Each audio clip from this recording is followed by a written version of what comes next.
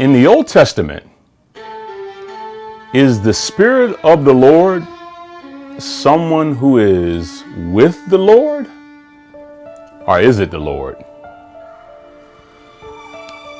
Those are definitely some great biblical questions. You've come to the right place for some great biblical answers. Stay tuned.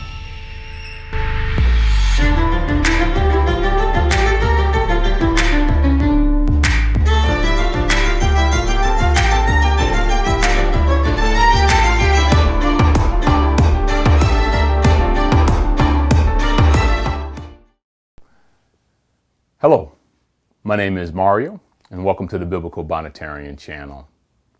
This is the fourth and final part of a four-part series that we've been doing, discussing the concepts of the Spirit of the Lord, the Spirit of God in the Old Testament. Now, as promised, in this series, we're actually going to end by asking you some questions. So I'm going to give you 5 quiz questions to see if you've been following along with the concepts throughout the prior videos. First and foremost, out of all of the concepts that we've talked about, which one is the most fundamental about God? Out of all of the 15 normative concepts that we've spoken about thus far, which one do you think is the most fundamental about God? Here's question number 2. We've talked about how God is spirit, and we see the expression Spirit of the Lord.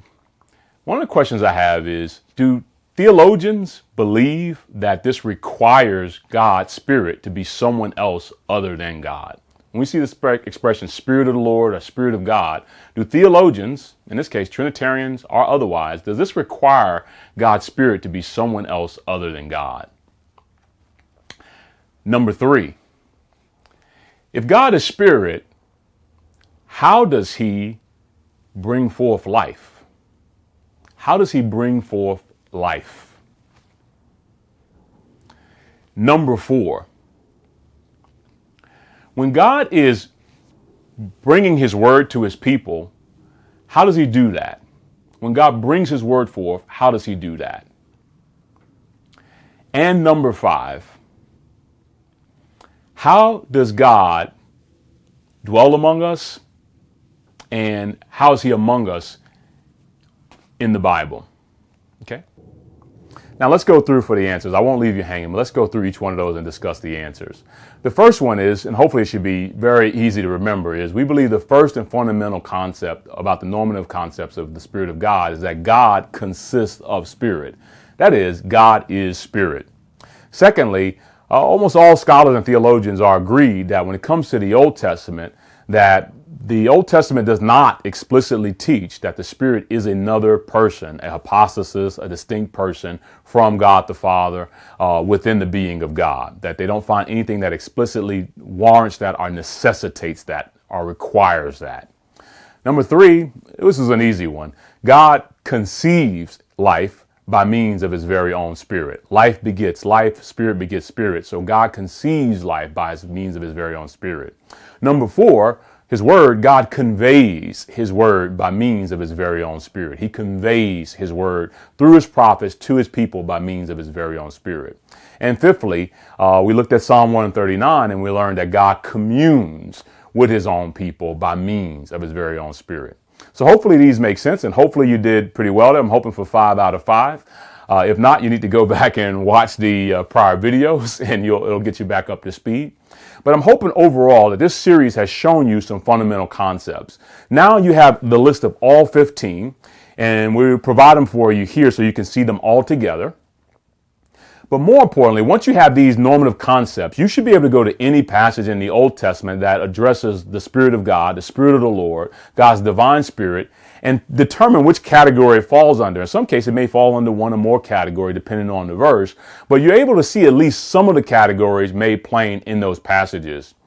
What I want to just bring for you now, your attention, is when you go to certain passages, you can actually directly understand these things for yourself. Let me show you some contrast that we haven't had a chance to talk about.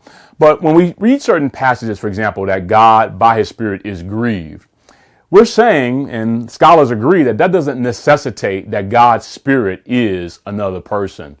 And one of the things that I want to just bring out is we see that as it relates to human spirits. For example, in Genesis chapter 41, verse 8, where Pharaoh was grieved or troubled in his own spirit. Let's go to Genesis chapter 41, verse 8. And this is what it actually says. It says, so in the morning, his spirit, that's Pharaoh, was troubled, and he sent and called for all the magicians of Egypt and all its wise men. Pharaoh told them his dreams, but there was none who could interpret them to Pharaoh. I point this verse out because a lot of people hear the word grieve and say, well, that has to be someone else. And I said, well, in the case of Pharaoh, it's the exact same language, spirit and troubled.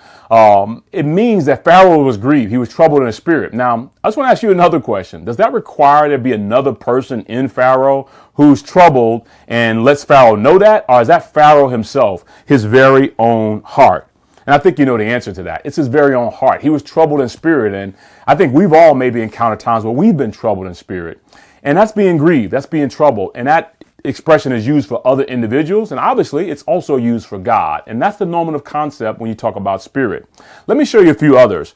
In Psalm chapter 77, we're given a psalm of Asaph, as he was also meditating upon God. And this is interesting because it actually uses the whole concept of his spirit and paralleling that with his heart, but also talking about how his spirit makes a search and meditates in his understanding. God is spirit, and he counsels himself by means of his own spirit. Let's look in Psalm 77, and this is what it says beginning at verse 1.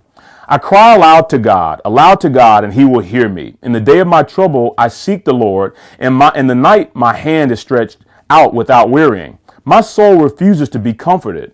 When I remember God, I moan. When I meditate, my spirit faints. Notice there it's parallel that we have his soul refuses to be comforted, and then when he remembers God, he meditates and his spirit faints. It goes on and says this further down in verse 6.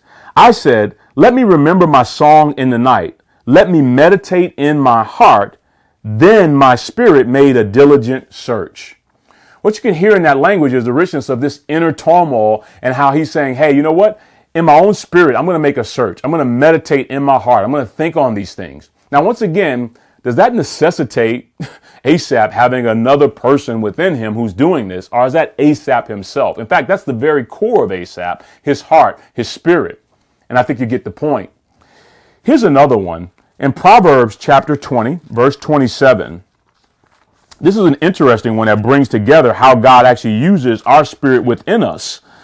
For his purposes. In chapter 20 of Proverbs, verse 27, it says, the spirit of man is the lamp of the Lord, searching all his inmost parts.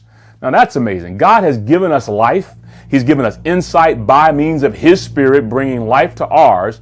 And as a result of that, he can search all of our inmost parts, our inner being, by means of our spirit within us. Now that's profound. Hopefully these are some examples of how spirit is used even in the context of humans. And as you think on this, it now makes sense when we see this similar language used of God, that God is spirit. And whether it be being grieved, whether it be in his understanding, whether him making a search, it's all language that's normative of spirit.